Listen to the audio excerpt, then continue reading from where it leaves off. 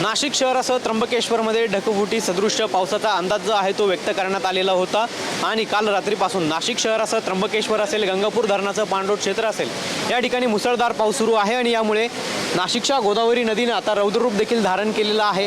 गोदावरी नदी दुथडी भरून वाहत आहे, पूर परिस्थिती निर्माण झालेली आहे आणि अशा परिस्थितीमध्ये आता राष्ट्रीय स्वयंसेवक संघ देखील मैदानात उतरल्याचं पाहायला मिळतंय। गोदाकाठ परिसरामध्ये जे काही पर्यटक या ठिकाणी येत आहेत त्यांना त्या आव्हान करतायत, विनंती करतायत, मार्गदर्शन करण्याचं काम देखील त्यांच्या माध्यमातून सुरू आहे। प्रशासनाला सहकार्य करण्याचं काम या राष्ट्रीय स्वयंसेवक संघाच्या स्वयंसेवकांकडून केलं जात आहे आणि आता गोदाकाठ परिसरामध्ये ते आपली या ठिकाणी सेवा ज्या आहेत ते देत असल्याचं पाहायला मिळतं। आपल्यासोबत काही स्वयंसेवक आहेत, आपण या ठिकाणी पोलीस प्रशासन असेल, महापालिकेचे या ठिकाणी आपत्ती व्यवस्थापनाचे कर्मचारी असतील, यांच्यासोबत आपण या ठिकाणी सेवा देत आहेत। काल आम्हाला सूचना आली प्रशासनाकडून की जो आता नाशिक आणि त्र्यंबकेश्वर भागात जी ढगफुटी होणार आहे तर त्याच्या आपत्ती व्यवस्थेसाठी आपल्याला या ठिकाणी व्यवस्था करायसाठी आम्हाला सांगितलं काल। तर त्या सूचनेनुसार आमची काल तात्काळ एक बैठक वगैरे झाली।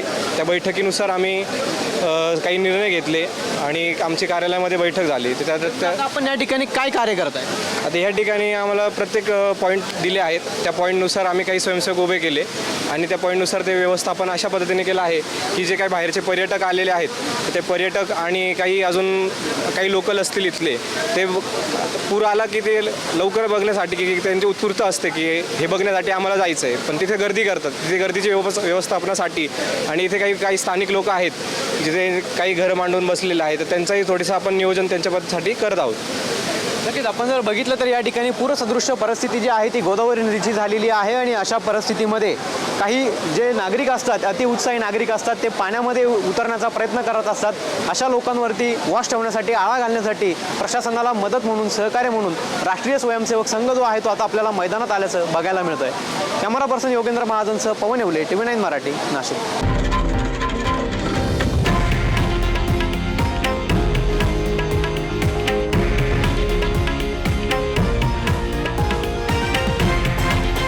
हे आहे देशातील नंबर 1 न्यूज नेटवर्क आणि आपण पाहत आहात TV9 मराठी, एकमेव।